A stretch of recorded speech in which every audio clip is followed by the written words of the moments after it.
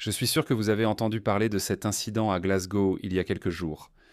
Parce que les militants de gauche, les propagandistes, les militants musulmans, les propagandistes, les médias, ils en parlent sans arrêt. Puis-je ajouter un incident isolé où un homme blanc qui pourrait être mentalement handicapé?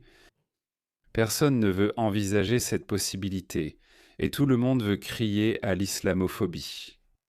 Maintenant, laissez-moi le dire clairement, encore une fois, comme je l'ai déjà dit à de nombreuses reprises, des incidents comme ceux-ci, des actes terroristes de justiciers comme ceux-ci, ne sont pas seulement moralement répréhensibles.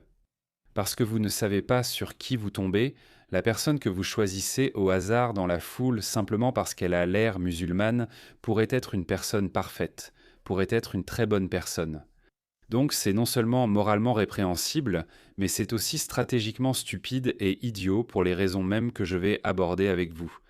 Permettez-moi d'abord de vous montrer cette vidéo. C'était le moment où cette personne, cet homme écossais blanc, a été appréhendé. Comme je l'ai dit, il pourrait avoir des troubles mentaux. Il pourrait souffrir d'un handicap mental, ce qui est une raison très souvent avancée, surtout quand, vous savez, il s'agit de quelqu'un qui n'est pas blanc. Rappelez-vous l'incident il y a quelques jours où une personne, un homme britannique, a jeté un enfant dans un enclos à crocodiles. Ils ont dit qu'il était handicapé mental, et je l'accepte. Ça pourrait être vrai. Ils ne l'ont même pas inculpé. Ils ont dit que c'était un homme britannique, un homme britannique. Tous les musulmans ont alors réagi en disant « Voyez, ce n'était pas un musulman. Mais son nom ne me paraît pas très occidental. Mettons cela de côté et regardons la vidéo. » Protéger le pays contre ces putains d'individus misérables. Ils brisent nos jeunes filles, ils brisent nos enfants. Assez, c'est assez. J'en ai assez. C'est tout ce qu'on a vu. Comme je l'ai dit, il pourrait avoir un handicap mental. Quoi qu'il en soit, on ne peut pas justifier ce comportement parce que ça donne une raison à ces propagandistes. Regardez-le. Voici Mehdi Hassan, qui parle à peine des crimes commis par des musulmans. Il n'est toujours pas prêt à reconnaître l'existence des gangs de violeurs. La même semaine où Rupert Lowe a publié son faux rapport sur les gangs de violeurs, affirmant à tort que des musulmans ont violé 250 000 filles blanches, et la même semaine, Elon Musk l'a amplifié ici. Cela arrive. Est-ce que quelqu'un est surpris? Ils incitent à la violence contre les musulmans et encouragent les extrémistes. Regardez celui-ci. Le tristement célèbre gars. Blanc, blanc, blanc. Il est probablement, sans aucun doute, le politicien musulman le plus raciste. En fait, non, il y en a d'autres. En fait, ça me rappelle un autre député musulman qui est aussi raciste qu'on puisse l'être. Regardez-le. Hé, Rupert Lowe, tu as lancé un appel à la haine cette semaine, et les gens ont réagi exactement comme tu le voulais. Plus de 4 millions de musulmans vivent au Royaume-Uni, et tu as fait de chacun d'entre nous une cible. Tu devrais avoir honte de toi. Donc ces personnes disent en gros qu'il ne faut pas mettre en avant les crimes commis par des musulmans. Si des musulmans font quelque chose, n'en parle pas parce que ça va faire de nous des cibles. Regarde celle-ci. Bushra Sher, Rupert Lowe, a déclaré publiquement que l'islam était le problème. Nous maintenons cette position. L'attentat terroriste à Édimbourg est sur des gens comme lui. Il cible sans cesse les musulmans. Les mots ont de l'importance. Arrête de prétendre le contraire. J'y ai déjà répondu. J'ai dit, si dire la vérité, c'est mettre une cible sur ton dos, alors je suis désolé. C'est ton problème. J'ai dit cela à Mehdi Hassan. Arrêtez de violer des filles non musulmanes. Ainsi, il n'y aura pas de rapport de viol de masse. Il n'y a aucun rapport de viol de masse concernant les hindous, sikhs, bouddhistes ou chinois. Sais-tu pourquoi? Parce qu'ils ne violent pas de blancs, de filles blanches. C'est grave, ils ne reculeront devant rien. Tu te souviens de cette femme? C'est une députée musulmane, Naksha. Regarde ça. Ce sont des captures d'écran authentiques. Quelqu'un a publié ça. Exactement, Eric. Ces filles victimes d'abus à Rotherham et ailleurs, comme à Telford et partout au Royaume-Uni, dans tout le pays et ailleurs, doivent juste se taire pour le bien de la diversité. Et regarde, elle a même aimé ça. Elle a d'abord retweeté ça, puis elle a aimé ça. Exactement, Eric. Ces filles victimes d'abus à Rotterdam et ailleurs doivent juste se taire pour le bien de la diversité. Elle a retweeté ça et elle a aimé ça. Ils ne reculeront devant rien. Quoi que tu fasses, ils n'assumeront jamais la moindre responsabilité pour les actions de leur communauté. Et regarde, je suis prêt à leur accorder ça. J'ai beaucoup de musulmans dans ma famille. Aucun d'eux n'a de casier judiciaire. Aucun d'eux. Mais si tu restes silencieux, si tu essaies de balayer le problème sous le tapis, si tu ne dénonces pas les brebis galeuses dans ta communauté, et qu'à chaque fois que quelqu'un d'autre le fait, d'abord tu l'excommunies, c'est-à-dire des gens comme moi, ou bien tu cries tout de suite à l'islamophobie. Où cela s'arrêtera-t-il? Ça ne cessera jamais. Mais comme je l'ai dit, c'est un cas isolé. Je ne me souviens pas qu'une personne blanche ait jamais fait quelque chose comme ça. Heureusement, personne n'a été blessé. Il n'y a eu aucun décès. 5 personnes ont été blessées sans que leur vie soit en danger. Mais regardez ça, Mehdi Hassan. Non seulement ils accusent les non-musulmans de mettre en avant les problèmes dans la communauté musulmane, mais ils se plaignent aussi que les médias n'en parlent pas. C'est un mensonge absolu. Tous les médias en ont parlé. Tous les organes de presse ont rapporté cela. Les accusations d'islamophobie ont été amplifiées par ces médias. Regardez-le. Le scandale, ce n'est pas que la communauté juive ait reçu de la solidarité. C'est ça. Et regardez, ils ramènent toujours tout aux juifs. Toujours, sans exception. Je suis sûr qu'ils vont trouver un lien entre ce type et le gouvernement israélien. D'une manière ou d'une autre, ils vont trouver ça. Ne soyez pas surpris si cela arrive. Le même instinct ne s'est simplement pas étendu aux musulmans de Grande-Bretagne. Il n'y a pas eu de réunion Cobra. Aucun journal en dehors de l'Écosse n'a mis les attaques d'Édimbourg en première page. Ils sont contents que les autres médias ne les pas mis en première page. Excellent. Waouh. D'accord, je suis sûr que vous en avez entendu parler. Je suis sûr que chacun d'entre vous en a entendu parler. Je suis sûr que chacun d'entre vous, qui êtes des gens bien, l'aurait condamné, car c'est non seulement moralement répréhensible, mais aussi stratégiquement stupide. Parce que cela amplifie les cris et les hurlements à l'islamophobie de ces personnes, leur donne une excuse, leur donne-le. Cela leur donne une couverture parfaite pour cacher les brebis galeuses de leur communauté, ou les problèmes de leur communauté. Laissez-moi vous dire, je suis certain que l'histoire que je vais raconter vous est totalement inconnue. Pourquoi ? Parce que, encore une fois, ce sont les suspects habituels qui persécutent, poignardent, blessent les natifs. Regardez ça. Cela s'est passé à Speaker's Corner, un prédicateur chrétien. C'est toi qui as écrit cet article? Je dois être... Mon Dieu. Ils mettent ce que tu appelles du ruban, J. Du ruban! Du ruban, du ruban, du ruban! Steve, je n'en ai jamais vu la moitié. C'est arrivé à Speaker's Corner, où je n'ai jamais eu le courage d'aller parce que je sais que c'est inondé d'islamistes. Tu te souviens de Hatun Tash ? Elle a été poignardée 2 fois, au visage et au ventre. Plusieurs personnes ont aussi été poignardées par les suspects habituels.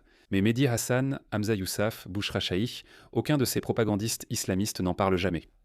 Ils n'en parlent pas, un prédicateur chrétien et son caméraman, tous deux poignardés et ensanglantés à Speaker's Corner. Vous n'en avez pas entendu parler. Mais en même temps, pendant que cela se passait à Édimbourg, désolé, je crois que j'ai dit Glasgow, je pense que c'est arrivé à Édimbourg. Non, en fait, je suis presque sûr que c'est arrivé à Édimbourg. Pendant que cet incident avait lieu à Édimbourg, ceci se passait à Birmingham. Regardez ça.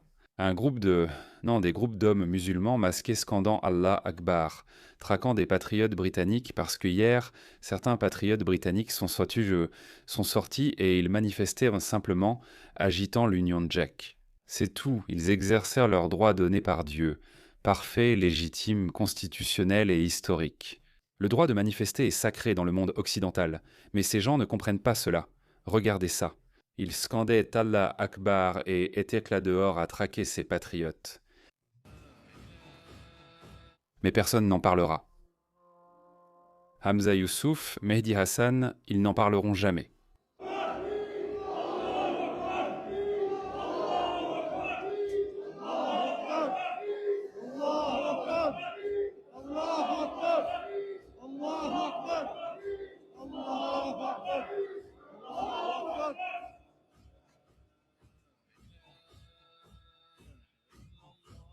Vous n'avez sûrement pas entendu parler de ça.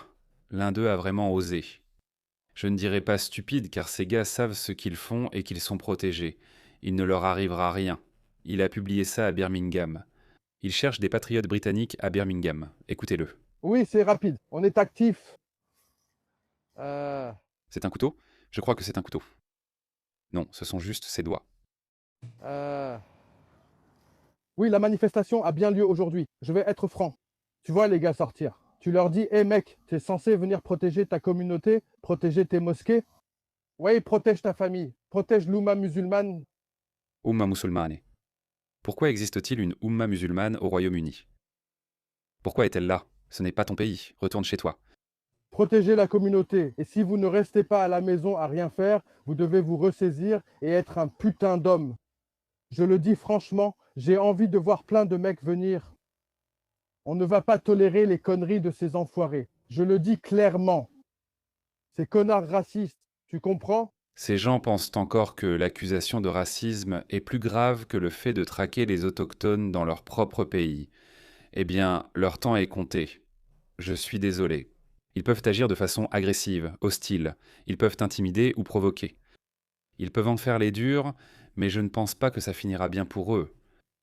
Sois à la hauteur, sois un homme.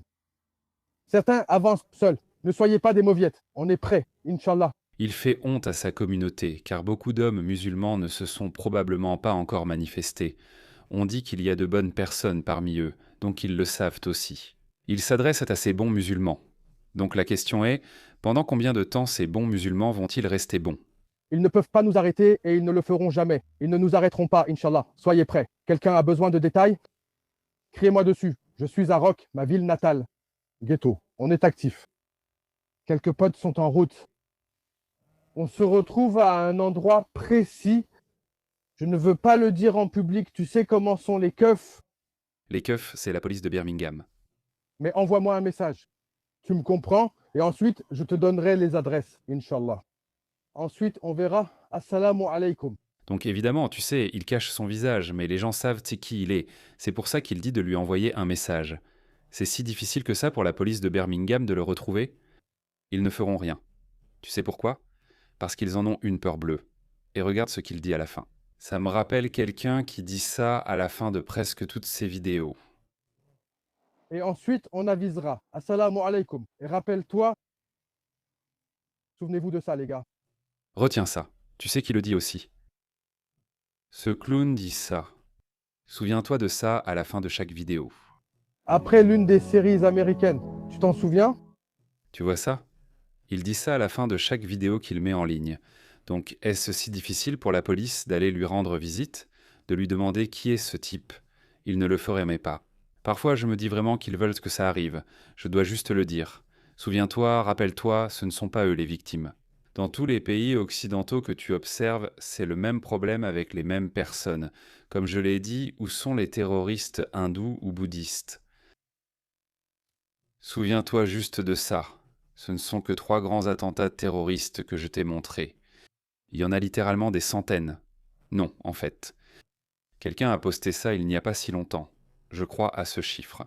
Entre 1979 et avril 2024, nous avons recensé de 66 872 à 66 872 attaques islamistes dans le monde entier. Ces attaques ont causé la mort d'au moins 249 941 personnes. Évidemment, c'est une estimation car tout n'est pas comptabilisé. Mais ces gens ne s'arrêteront devant rien. Regardez ça. Cela vient juste d'arriver. C'est Wigan au Royaume-Uni. Ils préparent une armée. Regardez ça. Qu'est-ce que c'est? Ils s'entraînent littéralement dans des parcs britanniques. Qu'est-ce que c'est? On dirait une parade militaire. Tout cela se passe sous nos yeux, sous la surveillance de nos gouvernements. Regardez cette femme musulmane, d'accord? C'est une femme musulmane qui vous explique la situation. Écoutez-la. Je suis venue d'ici en pensant que, d'accord, j'avais laissé les mauvaises personnes derrière moi, mais malheureusement, ce que j'ai découvert ici, c'est que les mauvaises personnes sont déjà ici. Ils incluent beaucoup de personnes que je connaissais il y a 15 ou 20 ans quand j'étais étudiante à l'université. Maintenant, ils dirigent les manifestations qui ont lieu partout dans le pays. Je sais qu'ils sont membres des frères musulmans, même si beaucoup d'entre eux le nient. Ils ont même organisé les manifestations de la même manière qu'ils le faisaient à l'époque, il y a 15 ou 20 ans. La même façon de mobiliser, les mêmes drapeaux, le même discours, même la même dépendance à Al Jazeera, aux images et aux reportages. Donc, c'est comme un déjà-vu pour moi. Tout cela se passe désormais aux États-Unis. C'est pourquoi je suis ici aujourd'hui avec l'espoir que nous puissions trouver un moyen d'empêcher que ce qui est arrivé à mon pays d'origine, l'Égypte, n'arrive ici, aux États-Unis. Parce que pour moi, les États-Unis incarnent toutes les valeurs importantes pour lesquelles je me bats depuis toujours, y compris les droits humains, les droits des femmes et la démocratisation. Eh bien, elle devrait quitter l'islam alors. Mais je la remercie au moins de dire la vérité. Les gars, je ne saurais trop insister. Je ne peux pas vous dire à quel point j'ai parfois peur quand je vois que ces grands pays occidentaux sont tous attaqués. Nous avons ces gauchistes woke complètement cinglés qui ne comprennent pas ça. Je l'ai déjà dit, pas besoin de répéter, vous comprenez tous. N'importe lequel d'entre vous, toute personne qui comprend l'islam sait que ces dingues woke de gauche seront les premiers à être sacrifiés. Je l'ai déjà dit, les chrétiens et les juifs auront la possibilité de vivre comme des dhimmis de seconde classe, des citoyens de seconde classe, également appelés dhimmis dans le Coran. On leur donnera ce choix. Mais les dingues woke de gauche, les personnes LGBTQ, les athées comme moi, seront les premiers à être sacrifiés. Je ne veux absolument pas voir cela disparaître. Donc j'espère qu'aujourd'hui, nous pourrons élaborer une stratégie offensive qui nous aidera à y parvenir avant qu'il ne soit trop tard. Oui, il faut agir avant qu'il ne soit trop tard. Le coût de l'inaction dépasse celui de l'action. Regardez et écoutez, ils ne le cachent même pas. C'est déjà arrivé au Royaume-Uni. Je ne suis pas là pour raconter des histoires, mais pour dominer. La Turquie déchire, mon pote. Je suis là pour dominer, pour te dominer, pour dominer Trump, pour dominer Elon Musk, pour dominer Netanyahou, pour dominer les Juifs. D'accord. C'est ça. Eh ben, c'est... Quelle drôle de chose à dire. Ouais, c'est vraiment... C'est une très mauvaise attitude. Tu es un excellent invité. Tu es un excellent invité dans ce pays. Non, non, non. Non, non. Tu es un excellent invité? Quel invité? Oui, donc tu es un invité ici. Et tu dis que tu vas régner. C'est ma terre. Ah bon? Ah bon? D'accord, compris. D'accord. Des millions et des millions de personnes relèvent de notre responsabilité. Désolé, répète ça. C'est la terre d'Allah. Le monde entier l'est. Écoute. Royaume-Uni. Il ne se moque pas de toi. Il y a un hadith où Mahomet dit « Il ne se moque pas de toi ». Il y a un hadith où Mahomet dit que le monde entier est à lui. Et ce n'est qu'une question de temps avant que le monde entier ne succombe à l'islam. Ils y croient vraiment. Comment nos gouvernements peuvent-ils permettre cela?